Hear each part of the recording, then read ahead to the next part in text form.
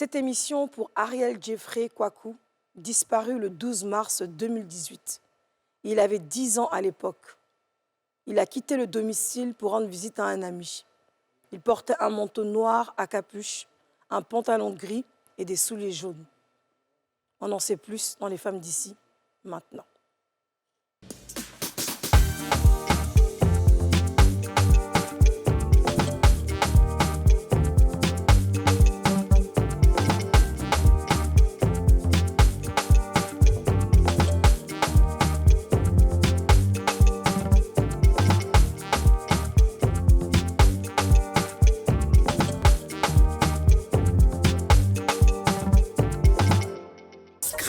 La chance, ça se gratte. Le Nassi, on a tous une bonne raison de jouer.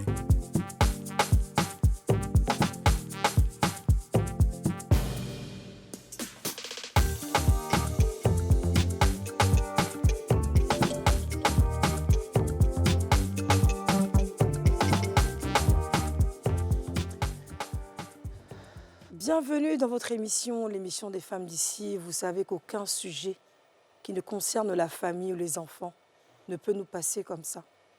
Nous avons fait un séjour, les femmes d'ici, au Canada, plus précisément à Montréal, et nous avons rencontré la famille de Jeffrey Kwaku. Nous étions touchés par cette histoire qui nous concerne. Je rappelle que les parents de Jeffrey sont ivoiriens, d'origine ivoirienne, et c'était vraiment un moment rempli d'émotions.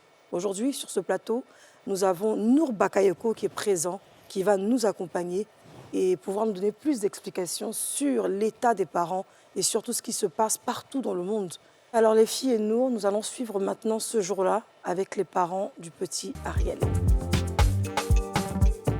Bonjour la famille Kwaku. Bonjour Yasmine. Je suis très heureuse de me retrouver à Montréal face à vous. Alors Mouila, tu vas bien? Oui, ça va, merci. Tu as le sourire? Oui. Très heureuse. Merci. Et papa Frédéric, comme j'aime bien t'appeler, comment vas-tu? Je vais bien, on va dire tant bien que mal. C'est ça. Parce que on n'a pas le choix que d'aller bien. C'est ça, c'est bien dit. Ouais. Alors, cette nuit, il s'est passé quelque chose. Une nuit qui a changé votre histoire. Une triste nuit, une nuit qui vous a touché, qui a tout bouleversé.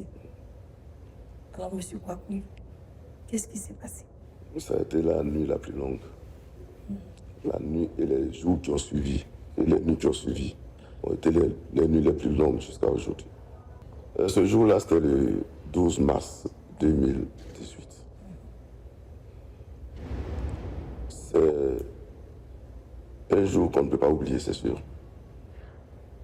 Mais nous gardons espoir. C'est important de le savoir. Maintenant, qu'est-ce qui s'est passé? C'est que c'était une journée, on va dire, ordinaire comme toutes les autres journées. Sauf que au soir de cette journée, les choses ont basculé. Que s'est-il passé? Il s'est passé que Ariel a disparu ce jour-là, 12 mars 2018. Ariel, c'est votre fils? Oui, c'est notre fils. Vous avez combien d'enfants? Nous en avons 4. D'accord. Et c'est le plus petit? Non, Ariel est l'avant-dernier. Et il avait quel âge? Il avait 10 ans au moment des faits. Il a eu ses 17 ans le 2 janvier. Lui, Ariel, il est très, très, très, très porté sur l'amitié. C'est ça. Il a beaucoup d'amis. Donc, quand il ne reçoit pas ses amis à la maison, c'est lui qui leur rend visite. Mais toujours sous notre supervision. Sauf que ce jour-là, nous avions une famille qui a eu un sinistre et à qui on a donné le gîte pour rester chez nous le temps que la situation soit normalisée.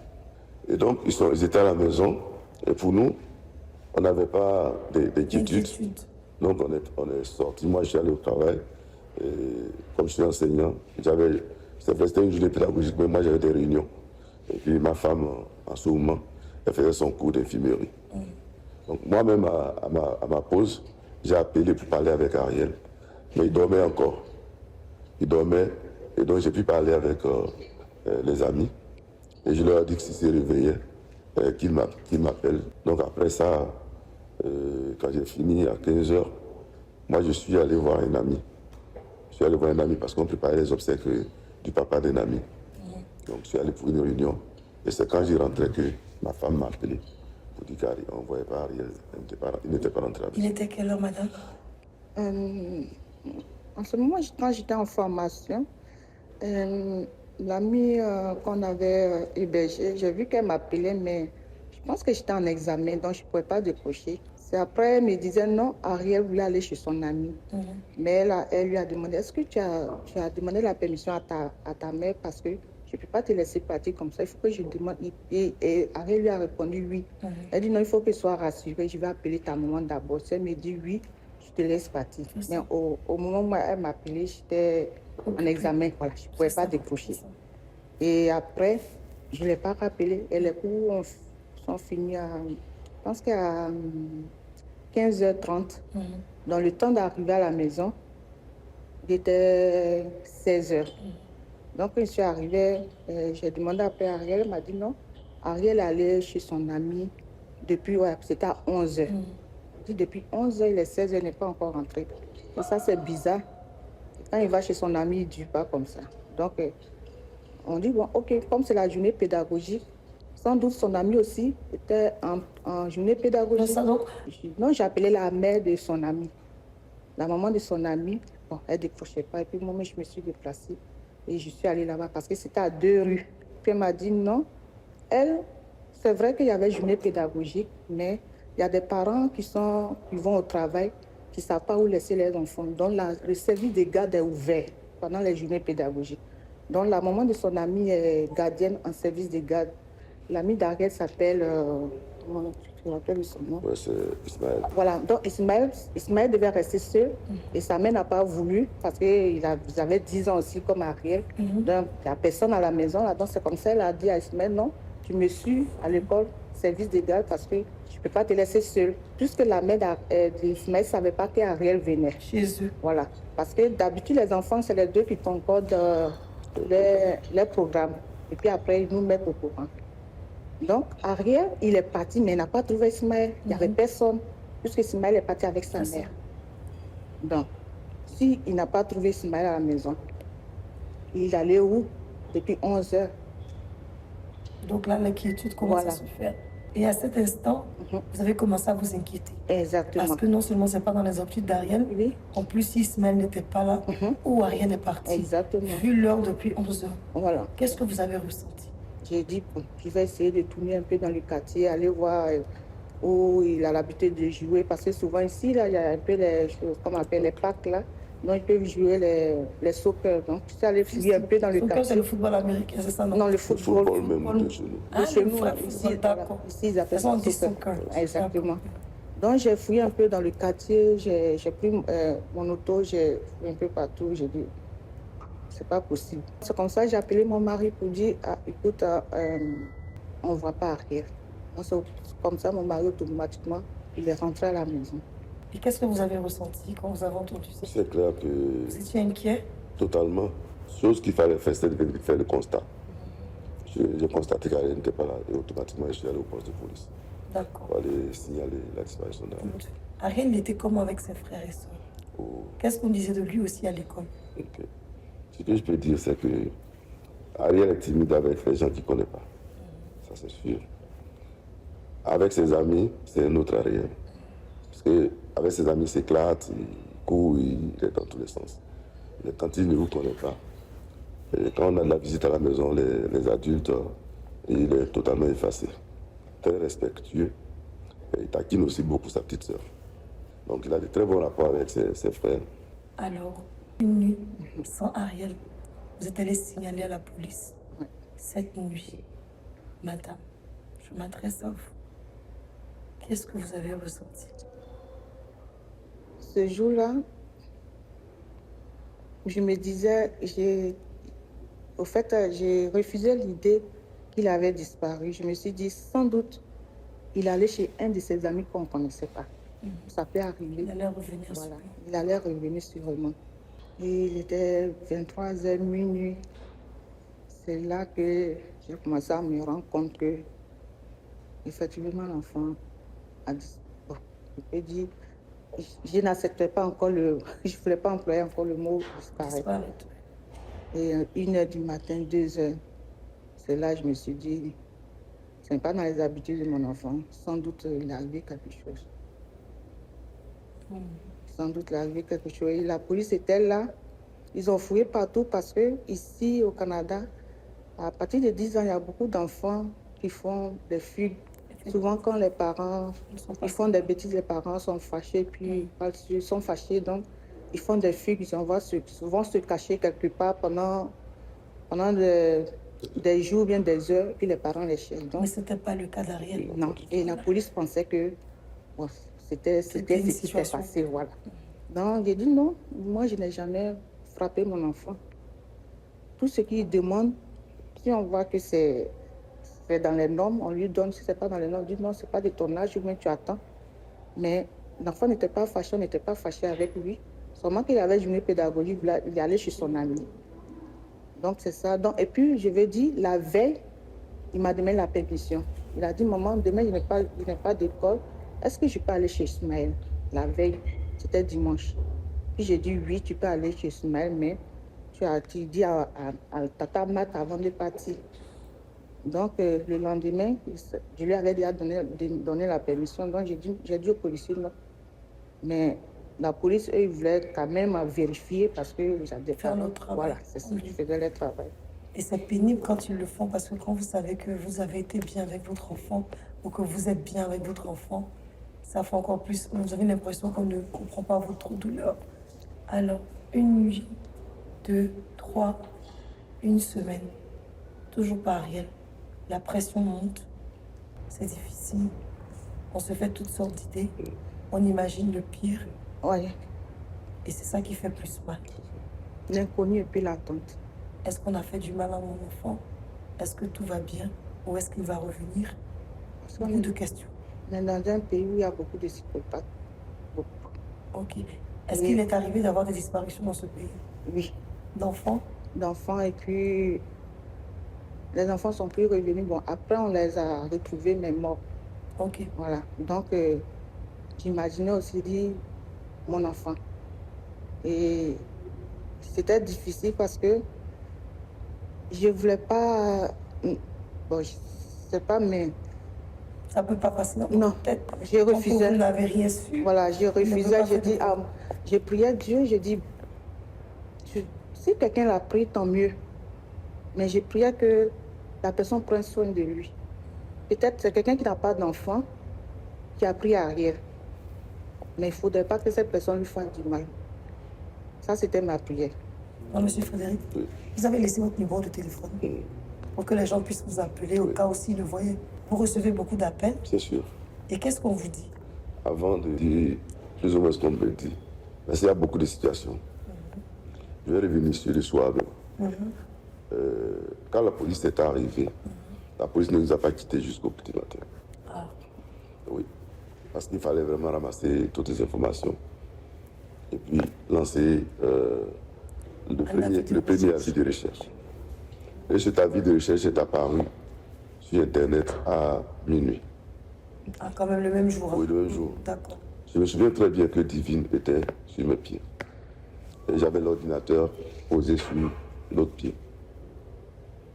On était assis dans le fauteuil. Et puis, quand l'avis de recherche est sorti, elle a vu la photo. Et elle m'a demandé, papa, où est Ariel? Oh là là. Cette question va me traverser toute ma vie. J'ai juste fermé l'ordinateur et je l'ai prise dans mes bras. Je l'ai serré très fort. Et nous sommes rentrés dans la chambre parce que, en ce moment, elle était en train de prier. Donc nous l'avons rejointe. En ce moment, il y avait des amis qui étaient à la maison. Moi, je suis allé là-bas pour ne pas faire subir toutes ces douleurs à la petite. Pour revenir maintenant aux appels, il y a eu beaucoup d'appels d'arnaque.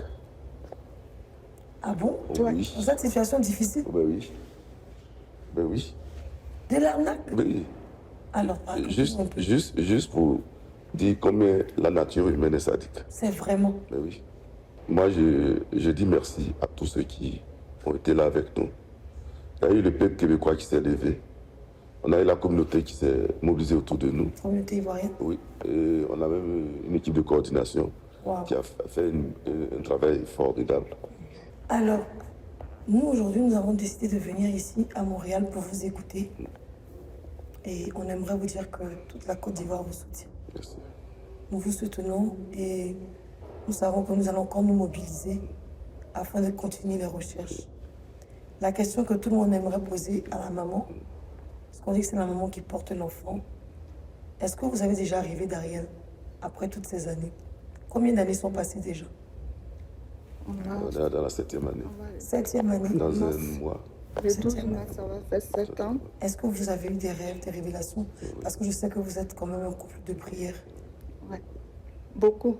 Et j'ai rêvé à lui. Tous ceux qui le voyaient en rêve, en songe, les gens me disaient non, il a grandi. Soit au début, on dit non, il était amaigri. Il était amaigri, mais maintenant, comme il peut dire, les révélations continuent de venir. Et la chose qui va me frapper, c'est divine. Une fois, elle dormait, elle a vu le Seigneur Jésus en songe. Et moi, je crois en Dieu. Et j'ai la foi surtout. Et c'est cette foi qui me fait vivre. Et je priais toujours, je disais au Seigneur, donne-moi une révélation, révèle-toi à moi, dis-moi où mon enfant est. C'est vrai, tu parles aux autres, mais moi, je suis la mère. Et je voulais dire quelque chose. Cette douleur que j'ai ressentie, que je continue de sentir, ça vient, c'est comme, tu peux sentir une douleur dans ton genou, dans le ventre ou même dans ton bras, mais moi, cette douleur, je la ressens dans mes entrailles. Je ne sais pas comment je peux expliquer ça, mais la douleur vient de mes entrailles. Et quand je prie, je dis au Seigneur, c'est mon enfant, tu l'as porté. Mais cet enfant t'appartient. Parce que quand j'ai accouché, mon mari n'était pas là. Il était au Canada déjà ici. Et j'ai consacré cet enfant-là à Dieu. Amen. Je l'ai consacré, c'est pour ça que je l'ai appelé Ariel. Ariel dans la Bible, ça veut dire lion de Dieu. Et j'ai consacré cet enfant, puis j'ai dit à Dieu, l'enfant t'appartient. Mais c'est moi, je l'élève, mais l'enfant t'appartient. Depuis Abidjan, on est revenu à l'enfant. Donc, dans mes prières, c'est ce que j'ai rappelé à Dieu ce que j'avais dit depuis Abidjan. Et lorsque Divine a fait le rêve, Quand Divine a fait le rêve, les matins, je l'arrivais pour aller à l'école. Et ce jour, quand j'ai ouvert la chambre, j'ai vu la face, bon, ici on dit la face, mais le visage de ma fille était rayonnant. Ce n'était pas la Divine que je connais. On est une autre personne dont j'ai tiqué. Il dit, mais qu'est-ce que tu as? Et puis elle me regardait sourire. Elle avait 5 ans. Il dit, mais Divine, il y a quoi? Et puis elle me dit, maman, j'ai vu Jésus. Il dit, pardon? Elle dit, moi, j'ai vu Jésus. Elle me regardait avec une douceur, avec un amour. Elle dit, puis avec un sourire. C'est comme si... il dit, tu as vu Jésus? Elle me dit, oui. Automatiquement, j'ai pris mon téléphone et dit, raconte. Je commence à l'enregistrer. Elle m'a dit, non. Il est venu, j'étais couché. Le ciel s'est ouvert. Disons, le plafond, le toit s'est ouvert. Il est descendu dans la chambre. Il a réveillé, il dit, Divine, réveille-toi. Et quand elle s'est réveillée, elle voulait partir. Elle lui dit, non, tu ne peux pas me suivre comme ça. Tu ne peux pas me suivre comme un être humain. Et elle dit automatiquement, il a changé. C'est comme, il y avait une couronne sur sa tête, auréole. Voilà. Et c'est comme ça, ils sont montés ensemble. J'ai dit, mais tu étais seule avec lui? Elle dit, non, il y avait 2 autres anges avec lui. Plus elle, ça faisait 3. Et ils sont montés dans les cieux. Et c'est comme ça, le Seigneur elle a partagé chacun des tâches. Donc, elle, sa tâche, c'était de sauver les enfants qui étaient malades. Ressusciter les enfants morts. Donc, elle, c'était sa tâche qu'elle faisait. Quand le Seigneur leur donnait des missions, ils revenaient sur terre, elle, c'était sa tâche. Et les autres anges, et c'est les parents qui sont malades, les parents qui ont des problèmes de soucis d'argent, tout ça. Et c'est comme ça, elle me disait, non, le Seigneur nous a envoyé faire les missions, on finit les missions, puis on rentre, on se reposait. Et après, on est descendu sur terre pour aller faire une mission. Et ils sont arrivés sur une forêt. Ils ont vu Ariel dans la forêt. Il dit, mais qu'est-ce qu'il faisait? Puis elle me dit non. Il marchait, il circulait comme s'il attendait quelque chose. Il marchait sur lui, puis il était seul. Et c'est comme ça, ils sont descendus. Et il dit, est-ce qu'il t'a reconnu? Elle me dit oui. Il m'a reconnu. Puis il a dit, Divine, tu es devenu un ange. Puis elle a dit oui. Et c'est comme ça, elle dit, ils l'ont pris. Et puis elle dit, mais maman, il n'était même pas lourd. Parce que c'est les paroles d'un enfant de 5 ans. Il n'était même pas lourd d'un chiffon. On l'a soulevé, et puis on allait chez le Seigneur Jésus avec lui. Et puis le Seigneur Jésus dit, Ariel, tu es venu? Elle a dit oui. Et puis Divine dit, elle dit, le Seigneur lui a dit, Ariel, on va aller te porter chez tes parents. Et c'est comme ça, ils sont descendus dans la maison, comme de toute façon le ciel était ouvert, ils sont descendus et ils ont proposé à Ariel. Wow. Et elle voulait retourner avec le Seigneur. Puis le Seigneur a dit, non, tu ne peux pas venir avec moi. Ta mission est terminée, tu ne peux pas revenir avec moi. 5 ans. Oui, 5 ans. Et tu ne peux pas revenir avec moi, reste ici avec tes parents. Donc elle dit, elle lui a fait un gros câlin. Et puis c'est comme ça, elle s'est arrivée. Et en ce moment où elle s'est arrivée, c'est là, moi j'ai ouvert la porte pour l'arrivée pour aller à l'école. Donc c'est ce sourire-là, et puis la joie qu'elle avait, Wow. qui illuminait son visage quand je rentrais dans la chambre. Wow. Et à partir de là, j'ai dit, bon, quand le Seigneur révèle quelque chose, pourquoi craindre? C'est Et puis, vrai. voilà. Donc, Il y a combien de temps? Ça fait elle a 11 ans, Elle a maintenant 11 elle ans, avait 5 ans, ça fait 6 ans, c'était 6 dans la ans qu'elle première a année où Ariel a disparu. C'est ça. Et toutes les révélations, je me suis dit, le Seigneur même a dit quoi? Et si on a des fardeaux qu'on ne peut pas porter, que de les déposer à ses pieds. Donc c'est ce qu'on a fait, on a déposé à ses pieds. Ça ne veut pas dire qu'on a oublié notre enfant. Mais quand tu fais confiance au Seigneur Jésus, tu déposes tes fardeaux et puis la vie continue, mais ça ne veut pas dire que tu as oublié. Parce que tu as fait confiance à quelqu'un, que tu as confié ton problème. Donc tu continues de vivre, c'est ça. En tout cas, merci d'avoir accepté notre invitation. Je suis très touchée par ce que vous venez de nous dire. Et j'avais un dernier message à adresser à tous ceux qui vous regardent aujourd'hui dans les femmes d'ici. Quel serait le message aux parents qui ont perdu leurs enfants, aux parents dont les enfants ont disparu? Parce que vous avez une force qui est exceptionnelle. Et qu'est-ce que vous pouvez leur apporter comme message, cette bonne énergie que vous avez? Oui, je l'ai dit d'entrée, le mot qui est important en ces circonstances, c'est l'espoir. Il faut dégager toutes les énergies positives, la foi en Dieu, garder l'espoir. Quand on entend ça, souvent on dit que c'est difficile. Mais quand on est dans l'épreuve, je pense que ça nous permet de tenir. Donc, je demande à ces parents-là que le combat est un combat que nous partageons. Nous avons les mêmes angoisses. On les vit peut-être différemment, mais il faut surtout garder espoir et tout confier au Seigneur. Merci beaucoup, M. Frédéric. Et vous, madame? Oui. Moi, ce que j'ai à dire, c'est que les parents que les enfants ont disparu, c'est pas parce qu'ils sont des mauvais parents. C'est des choses qui arrivent.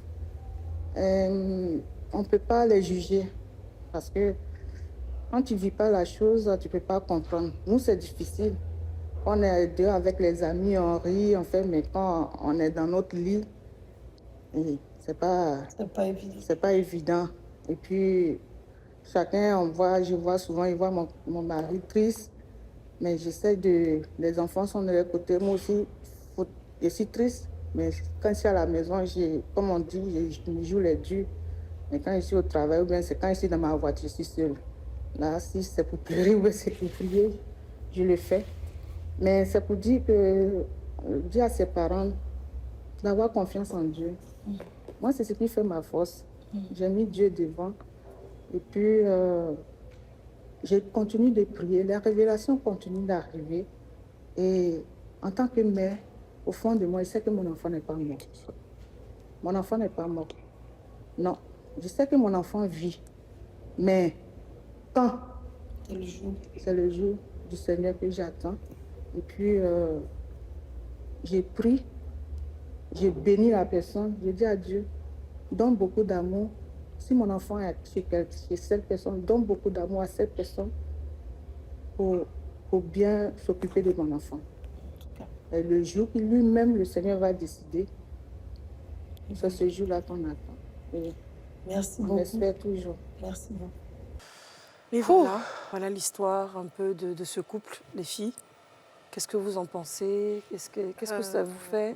Ce qui vous vient à l'esprit tout de suite? Honnêtement, souvent on se dit, j'imagine, si genre, tu te mets à la place de la personne, mais honnêtement, j'arrive pas à me mettre à la place de ces parents-là parce que vraiment, le choc, ça a dû être tellement violent. Et là, quand je regardais l'image, j'ai l'impression que la mère est là, mais elle est absente. C'est un peu particulier. Et Les jours qui franchement, suivent, courage. les quoi. nuits sur les C'est nuits. ça, les nuits blanches, j'imagine, à le chercher, à se demander où est-ce qu'il est. Est-ce qu'il n'est pas entre les mains d'un pédophile? Enfin, vraiment, c'est atroce. C'est ça. C'est-à-dire en fait que tu quittes ton pays. Tu dis tu vas aller dans un autre pays pour évoluer, pour changer de cadre. Et tu espères que même ce pays est un pays sécurisé. Et tu arrives, et puis c'est dans ce pays en question qui arrive le pire en fait. Et en réalité, nul n'est à l'abri de quoi que ce soit. Et ce qui fait mal aussi, c'est que c'est même pas comme si l'enfant était allé loin. C'est genre juste le voisin 2 rues à côté. Donc, de base, pour moi, même moi, j'aurais dit à mon fils, va voir ton ami, tu vois, parce que c'est juste à côté. On ne peut pas s'attendre à ce qu'il se passe, à ce que quelque chose se passe comme ça. C'est fou. Et je dois préciser que le Canada est un pays bien surveillé. Il y a des CCTV un petit peu partout. Caméra de surveillance. Voilà, donc même dans les endroits les plus reculés du monde, il y a des enlèvements ou alors il y a des disparitions. Et nous, aujourd'hui, on veut vraiment soutenir cette famille de par cette émission, être la voix des sans-voix. En tout cas, on va à la pub, les filles, et on revient.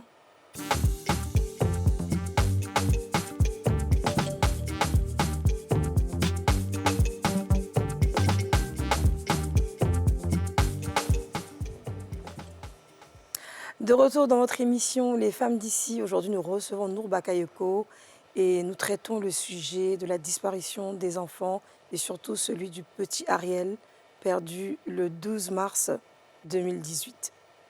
Alors monsieur Nour, Oui. après tout ce que vous avez entendu en tant que spécialiste, qu'est-ce que vous pourriez dire? Ce que je peux dire déjà pour ces parents-là, c'est lourd. C'est lourd, d'autant plus que quand on les entend, ils ne savent pas en fait où se positionner réellement. Faut-il faire le deuil alors qu'on n'est pas sûr s'il est parti, ou faire le deuil en se disant qu'on passe à autre chose déjà. Donc cette forme de confusion-là les met dans ce qu'on appelle chez nous la prison mentale. Ouais. C'est une prison mentale, c'est-à-dire qu'ils ne savent pas comment vraiment sortir de ça. Et puis après, il y a ces douleurs-là qui persistent et il y a ces chocs traumatiques-là qui sont encore là. Regardez la vidéo, regardez la mère. Regardez la mère, c'est-à-dire qu'elle est atteinte à un niveau que même s'exprimer devient un peu plus compliqué. Et vous allez voir que elle souffre tellement que dans son quotidien, vous allez voir que chaque petit geste peut être interprété et lié à son fils. Ça veut dire que même si elle fait un rêve, qui peut être un rêve normal de d'habitude, mais le fait qu'elle est dans une forme d'attente, elle va lier ça en fait déjà à son enfant.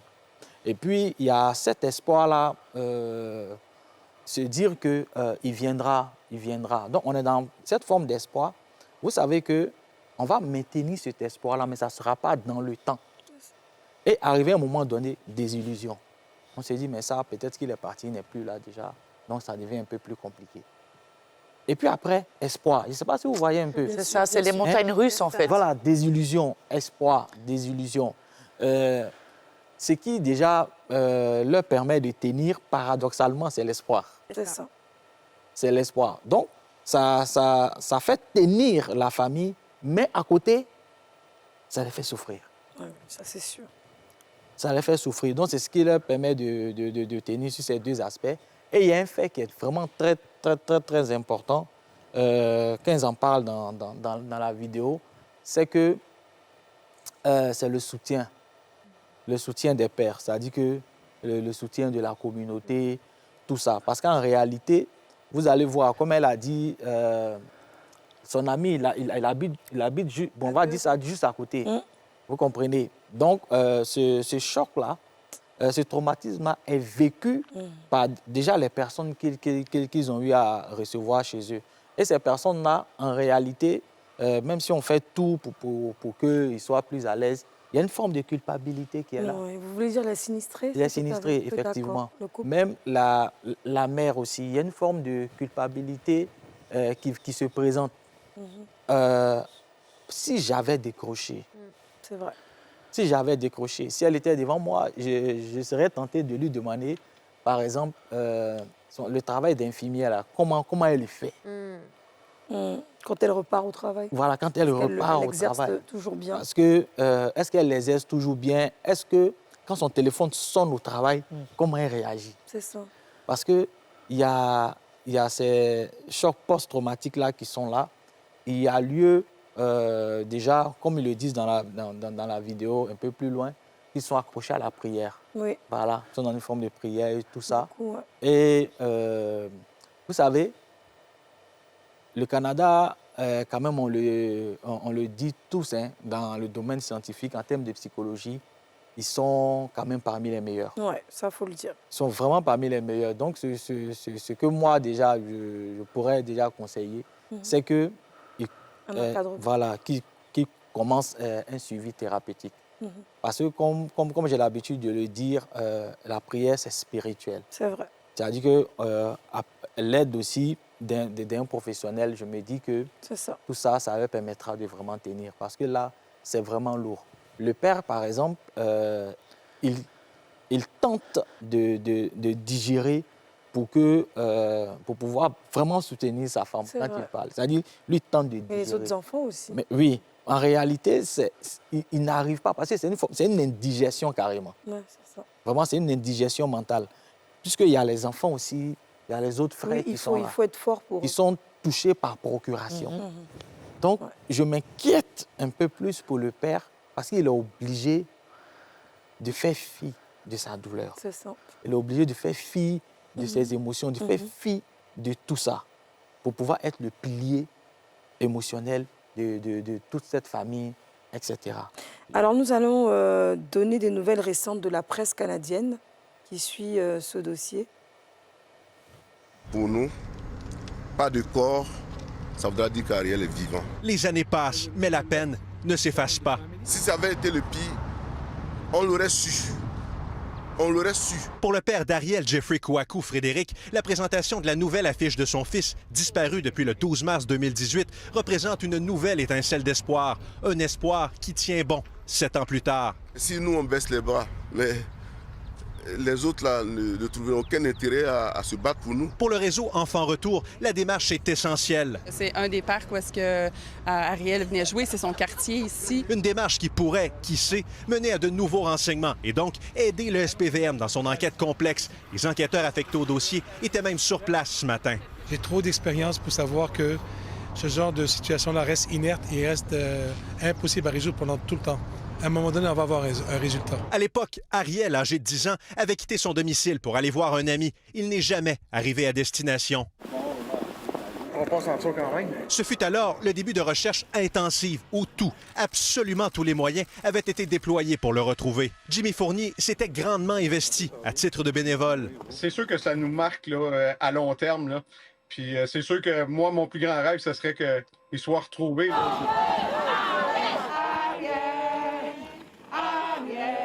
Le message que je voulais envoyer aujourd'hui, c'est qu'il y a encore de l'information qui rentre. Vous parlez tantôt de 10 000, on les montait encore et on les vérifie à chaque fois. Au moment de sa disparition, Ariel portait un manteau noir avec un capuchon, des pantalons gris et des souliers jaunes. Alors, on va féliciter vraiment la presse canadienne, la police, parce que vraiment beaucoup de gens se sont mobilisés. Ça fait 10 ans, 7 ans que tout le monde se mobilise pour la même cause, retrouver Ariel. Il y a vraiment beaucoup de petits groupes qui se sont faits pour le rechercher Et vraiment, c'est vraiment tous les moyens qui sont mis en avant pour le retrouver et les parents gardent espoir. Alors les filles, qu'est-ce que vous pensez de cette situation? Je sais que vous avez déjà répondu à ça, mais si vous avez quelque chose à rajouter. Moi, je suis contente déjà parce que c'est aussi la force de la communauté. Quand on vit en communauté, qu'un drame touche une personne, tout le monde se sent concerné parce que ça aurait pu être l'enfant de n'importe qui. Et quand les autorités voient une telle mobilisation, ils n'ont d'autre choix que d'accompagner, que de faire leur travail, on va dire. Et je sais que ailleurs, en tout cas, les cas d'enlèvement sont pris très au sérieux. Je pense qu'il y a des alertes même enlèvement parfois qui sont données quand un enfant ne rentre pas tôt et tout ça. Et je pense vraiment que si aujourd'hui, je pense qu'il aurait 17 ans, parfois les affaires finissent par se résoudre beaucoup plus tard, comme le policier l'a dit. Parfois, c'est 10 ans après, 15 ans après. J'espère sincèrement qu'Ariel est toujours en vie, que peu importe le temps, que sa famille va finir par le retrouver et que ce traumatisme-là, ils vont pouvoir guérir ensemble parce que vraiment, c'est... Merci, Didia. Moi, je voudrais demander à Nour, est-ce qu'il a déjà eu à accompagner des personnes dans ce cas-là qui ont perdu, ou dont les enfants ont disparu? Et comment est-ce que la maman se comporte maintenant avec les autres enfants? Parce que j'imagine qu'aujourd'hui, avec les enfants qu'elle a, elle doit être beaucoup plus regardante, peut-être même qu'elle les emprisonne. Comment ça se passe dans la tête d'une maman quand elle a d'autres enfants qu'elle doit gérer pendant que l'autre a disparu? Déjà, pour les cas de suivi des parents qui ont eu des enfants disparus, les cas, honnêtement, que j'ai reçus, c'est plus des cas, on va dire enlèvement, je vais dire. Voilà, vous avez vu un moment, ici en Côte d'Ivoire, on parlait plutôt des nounous qui... Oui, des nounous qui enlevaient enlevaient. Ah oui, enfants, c'était fréquent. Donc, j'ai eu à suivre des parents dans ce cas-là. Et comme généralement, dans les camps d'enlèvement, on retrouve. Donc, il y a... Non, ici en Côte d'Ivoire, pour les cas qu'on a vus sur les réseaux, pour les cas que j'ai suivis, voilà, la plupart, en tout cas, on arrive à retrouver les enfants sur ce coup-là. Mais il faut dire que généralement, la manière dont le père d'Ariel a réagi, c'est comme ça, généralement, les hommes réagissent. C'est ça. C'est-à-dire, ils se disent que moi, mes émotions, bon, voilà, c'est pas grave, je fais fi de ça. Donc, c'est quelque chose qu'ils vont refouler. Ils vont refouler, mais vous allez voir, ça les rattrape après.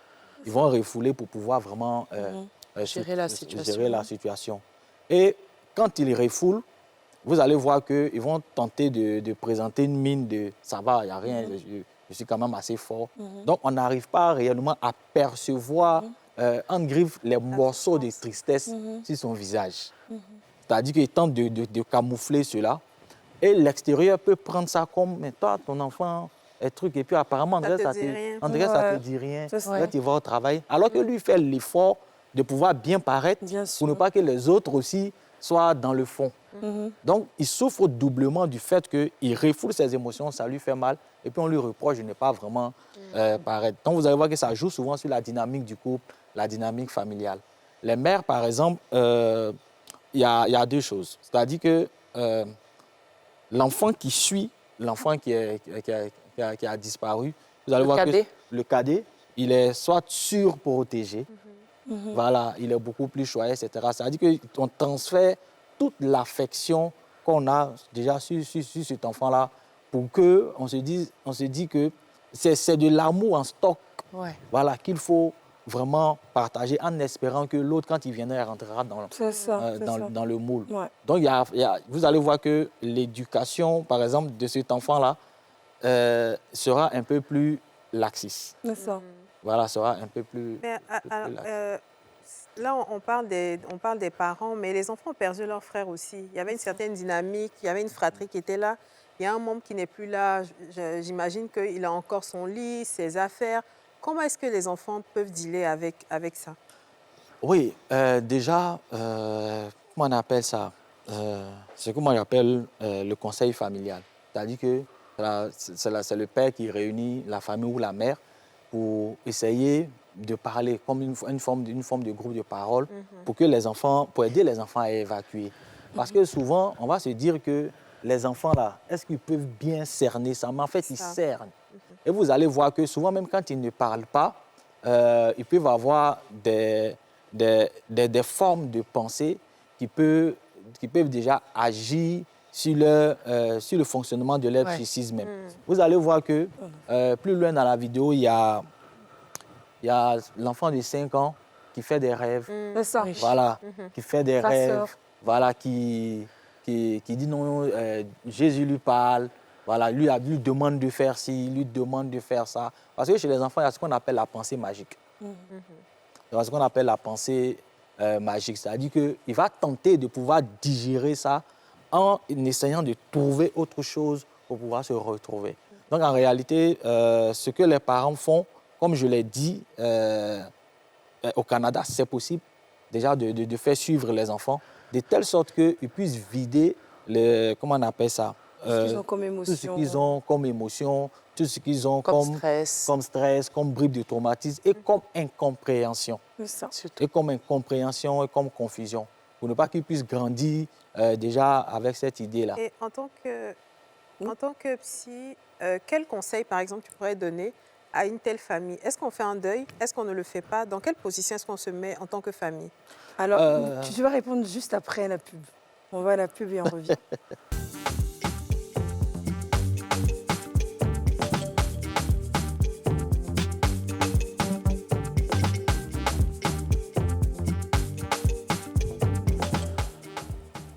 Troisième partie de cette émission, nous sommes toujours avec notre invité Nour Bakayoko et nous sommes en train de parler de la disparition du petit Ariel qui aurait eu 17 ans cette année. Alors, Nour Bakayoko, vous pouvez répondre à la question de Dija. Dija avait posé la question de savoir comment cette famille-là se positionne. Vous savez, c'est difficile de répondre à cette question-là de façon hypothétique. Okay. Ça veut dire qu'il est important déjà de faire l'évaluation même familiale et puis, en fonction des résultats, donner une orientation. Parce que très souvent, quand ce sont des questions d'ordre familial, tu vas faire des hypothèses sur comment ça devrait être. Vous allez voir que, généralement, s'ils ont choisi un mode, alors que l'évaluation familiale n'a pas été faite, ça risque de devenir un peu plus grave. Donc, c'est en cela que vous voyez que je reviens sur le suivi. Pourquoi? Parce que ça permet de vraiment recevoir beaucoup d'informations et puis appliquer les différentes méthodes de suivi. Mais ce que je dis, par exemple, c'est que quand ces cas-là déjà se présentent et que les enfants aussi sont dans l'attente. Or, derrière chaque attente, il y a une souffrance. Et surtout, cette attente qui dure dans le temps, les enfants grandissent dans cette attente-là. Donc, c'est déjà créer une nouvelle routine avec les enfants, voilà, pour qu'ils puissent faire d'autres choses et que les temps de pouvoir repenser à leurs frères disparus ne soient pas, en fait, plus trop consistants, en fait, dans leur quotidien. Maintenant, au niveau des parents, c'est que c'est de régulièrement rassurer les enfants sur leur présence, sur leur amour, ça veut dire que de fonctionner de façon normale et ne pas avoir comment on appelle ça, ce comportement-là où on dirait qu'il y a quelqu'un qui n'est pas là. Voilà, quelqu'un qui n'est pas là. C'est souvent difficile aussi dans ces conditions-là d'exprimer par exemple une trop grande joie alors qu'il y a un enfant qui n'est pas là, quand les autres sont trop heureux. Les parents, certains parents en tout cas ont tendance à dire mais toi ton frère n'est pas là et tu es si joyeux alors qu'il y a un membre de la famille qui n'est pas présent. Oui, ce que je suis en train de dire, c'est que vous comprenez, ce sont des étapes. Ce sont des étapes. Vous voyez, à l'école, quand on fait cours jusqu'à 10 heures, il y a récréation. Vous comprenez?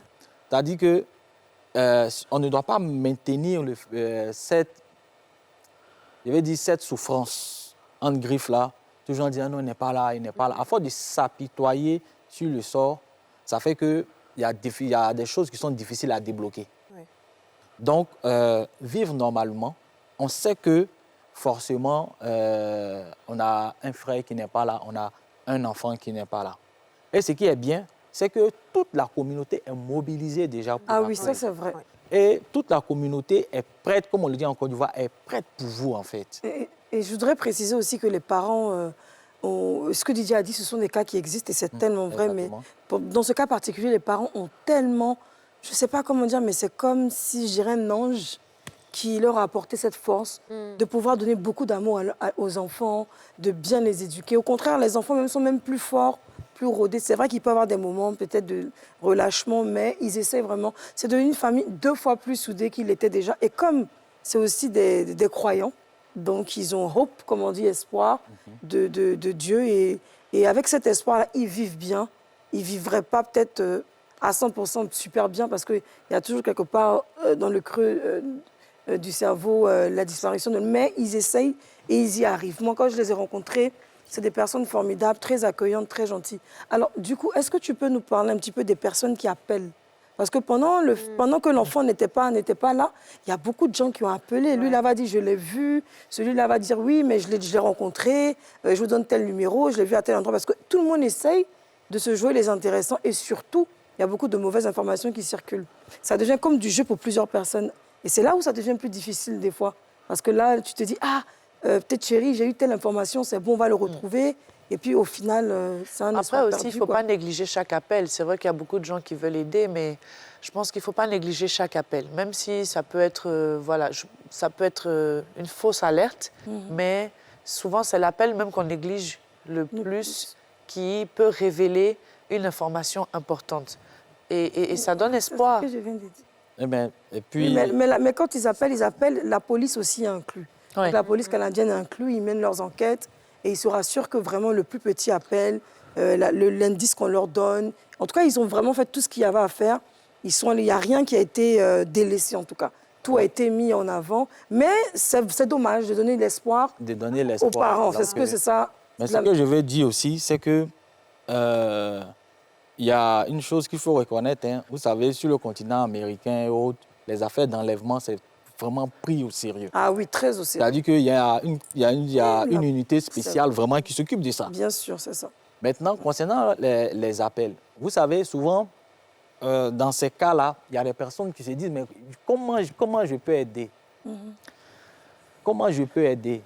Et malheureusement, ils m'ont dit, bon, je vais appeler quand même pour dire quelque chose. C'est un deuil, quoi. En réalité, parce que vous allez penser que y a d'autres qui ne le font, il y a beaucoup qui le font pour ça, mais comment je peux aider? Mais au moins, j'ai appelé pour dire quelque chose. C'est pas la bonne manière, c'est clair. Mais il y a d'autres qui veulent vraiment voir comment ils peuvent déjà prendre part. Et le directeur de la police, déjà dans le reportage, a dit près de 10 000. Les informations viennent près de 10 000 appels. Et qu'est-ce qu'il dit après? Il dit, mais chaque appel, voilà, est pris au sérieux minutieusement pour pouvoir déjà rechercher l'enfant. Donc, il y a aussi le truc de l'impression de déjà vu. C'est-à-dire que, mais lui, là, on parle de lui, mais est-ce que c'est pas lui que j'ai vu la dernière fois? La dernière fois, là-bas, c'est vrai, l'image est là. Oui, c'est vrai. On affiche l'image, tout le monde voit. Donc, ils se disent que, mais est-ce qu'il n'est pas déjà vu? C'est vrai. Donc, il va se convaincre effectivement que c'est l'enfant qui l'a vu. C'est vrai. Donc, il va appeler pour dire, j'ai vu l'enfant dans tel endroit. Mais souvent aussi, il y a d'autres, ils vont appeler, ils ne sont pas sûrs que c'est l'enfant, mais ils se disent que j'ai vu un enfant, ça pourrait être lui. C'est ça. Donc, ils vont appeler aussi pour donner déjà cette piste-là. Et comme généralement, quand un appel comme ça est gratuit, il y a forcément des gens aussi qui vont appeler pour oui, donc un numéro vert sur lequel, on voit même sur l'affiche, hein, là, ils ont essayé de changer un peu l'image. De vieillir un peu son visage. Voilà, c'est ça. Exactement. Et il y a un numéro qui s'affiche. Alors, est-ce que, Nour, c'est vrai que c'est dur à poser comme question, mais est-ce qu'au fur et à mesure que le temps passe, les parents, malgré tout ce qu'ils font, il n'y a pas une sorte de perte d'espoir et de se dire finalement, je fais le deuil, mon enfant n'est plus là? Est-ce qu'il n'y a pas un moment donné où, au fur et à mesure que le temps passe, ben, finalement, on dit que c'est bon, c'est fini, il est mort, ou je ne sais pas? Oui, bon, ça dépend de chaque famille, en fait. Ouais. Voilà, et de la mémoire familiale de chaque type de famille, de la dynamique familiale. Nous, on a eu des cas où des personnes se sont résolues que, bon, voilà, surtout dans les cas d'immigration. Ouais. Voilà, d'immigration, où ils traversent l'eau. Donc, il n'y a plus de retour. Est-ce qu'ils sont restés dans l'eau? Est-ce qu'ils sont revenus? Bon, il y a beaucoup de familles, généralement, qui sont relativement passer à autre chose. Ouais. Et il y a des cas aussi, il y a des familles qui restent dans l'attente, hein, dans l'attente permanente. Ils se disent que dire qu'il est parti, on fait le deuil. C'est comme si c'est nous, en fait, qui décidons. Voilà. C'est comme si nous, on l'a fait partir. C'est ça. Et puis faire le deuil comment? Et puis faire le deuil comment? On n'a pas vu les os, il n'y a pas un vêtement de lui, il n'y a rien. Donc on garde espoir. On garde espoir. Jusqu'à ce qu'on trouve quelque chose. Et vous allez voir qu'il y a certaines familles, par exemple, quand il y a cette longue attente-là, ils font le deuil, ils vont commencer à faire une sorte rituel. de rite funérailles. Funérailles, comme ça. Justement, pour se dire que, bon, on a vraiment trop attendu. Ils finissent par se dire que ce n'est pas notre faute, il ne sera pas là. Tout ce qu'on peut faire, c'est de faire des prières pour lui, de faire tout ça. Donc, ils vont voir leur rituel. Mais il y a des familles, par exemple, comme la famille de Jeffrey, c'est que ils sont dans un élément, mais il va venir. Et comme toute la communauté est mobilisée, vous voyez, par exemple, on fait une pancarte une grande pancarte comme ça, mais ça les réconforte dans leur position. Donc, eux, c'est vraiment difficile pour eux de passer à autre chose, alors que tout le monde est mobilisé pour pouvoir le retrouver. Oui, et surtout, comme tu l'as dit, dans les pays comme des continents comme l'Amérique, il y a des gens qui disparaissent. Et comme on le disait à l'entrée, d'autres apparaissent. 10 ans plus tard, on retrouve quelqu'un dans une autre ville, ou on retrouve la personne séquestrée quelque part. Il y a toujours espoir. Donc, c'est un peu difficile de dire, bon, je lâche prise. Surtout quand tu es une maman. Quand il s'agit d'un enfant aussi. D'un enfant, tu vois, innocent. Quand il s'agit d'un enfant, et puis il y a déjà... Il n'avait pas un mauvais passé, c'est un enfant très studieux, très joyeux. Justement. Tu vois, ce n'est pas un enfant qui était dans les histoires de gang ou quoi, c'est vraiment quelqu'un de... Et puis, c'est lié aussi, comment on appelle ça, à l'environnement. C'est ça. C'est-à-dire que l'espoir, là, c'est lié à l'environnement. Vous voyez que, déjà, là-bas, on ne parle, il n'y a pas trop de... On dit non, ils ont enlevé tel enfant ou même tel enfant a disparu. Ce n'est pas des choses qui sont assez fréquentes. C'est ça. Assez fréquentes. Donc, quand ça se présente, tout le monde est mobilisé. Vous avez vu ici, en Côte d'Ivoire, à un moment donné, il y a eu l'histoire du petit Bouba. Oui, il y a eu l'histoire du petit Bouba qui a vraiment touché toute la Côte d'Ivoire. Ah oui, ça c'est sûr, oui. Vous comprenez que dans cette mouvance-là, un parent qui n'arrive plus à voir son enfant, elle a disparu, tout ça. C'est-à-dire que la manière dont on a retrouvé le petit Bouba, vous voyez que l'idée va là-bas. Parce que les médias ont tellement communiqué dessus, c'est devenu vraiment... Les réseaux même ont été aussi un grand apport. Une affaire nationale. Donc, il y a l'environnement aussi qui va jouer sur le fait de... On passe à autre chose ou on ne passe pas déjà à autre chose. Donc, il y a tous ces aspects-là. Voilà pourquoi je le dis... ils sont dans un pays assez formidable, dont on reconnaît des prouesses dans un certain domaine. Il faut qu'ils puissent saisir cette occasion-là. Déjà pour les enfants, pour vraiment suivre les enfants.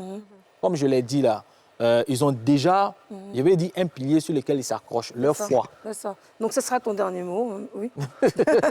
Ils ont déjà... Qu'est-ce que tu leur dirais, Là, tu as des parents qui te regardent, tu as toute cette communauté qui te regarde, tu as peut-être les médias canadiens qui te regardent, la police canadienne, tout le monde te regarde. Qu'est-ce que tu aimerais dire à ces parents? Déjà, moi, je dis à ces parents-là qu'ils ne se mettent pas en tête qu'ils ont été des mauvais parents, qu'ils ne se mettent pas en tête aussi que déjà ils sont coupables, ou encore qu'ils ne se mettent pas en tête que voilà, c'est à cause d'eux, c'est arrivé, ou encore c'est un voisin, tout ça, mais qu'ils se disent que ils sont fiers de l'enfant qu'ils ont mis au monde, ils sont fiers de l'enfant qu'ils ont éduqué, ils sont fiers de cet enfant-là. C'est pourquoi ils sont vraiment investis à trouver cet enfant-là. Et déjà, pour leurs frères, leur donner la force de pouvoir faire face à la situation. Et s'il y a lieu, faire suivre cela par un accompagnement d'un professionnel de santé mentale, en plus de la foi qu'ils ont déjà comme pilier. Et aussi... remercier la communauté déjà qui s'est mobilisée pour ces parents-là, parce qu'on a l'habitude de dire en Afrique, quand on a un problème ici, tout le monde est là, que de l'autre côté, ce n'est pas le cas. Je pense que cette vidéo-là montre que vraiment, il y a cette communauté-là qui soutient. Et si c'est possible, c'est ce qui devrait être dans toutes les autres communautés auprès de chaque parent. Parce qu'un enfant, c'est vrai que c'est pour ses parents, mais quand il réussit, il fait l'honneur de sa société. Merci, Monsieur Nour. Alors moi, je vais conclure pour dire merci à tous ceux qui nous ont suivis. On espère que vous avez assisté à cette émission avec beaucoup de pincements dans le cœur. On va soutenir la famille d'Ariel et leur dire que les femmes d'ici, on est avec vous. Gardez espoir, on garde espoir, on reste en prière et on prie Dieu de pouvoir le retrouver afin que vraiment la famille soit soulagée de ce mal qui vous ronge depuis très longtemps. Merci, on se retrouve une prochaine fois pour une nouvelle émission. Bye bye. Scratch, la chance, ça se gratte. Le Nassi, on a tous une bonne raison de jouer.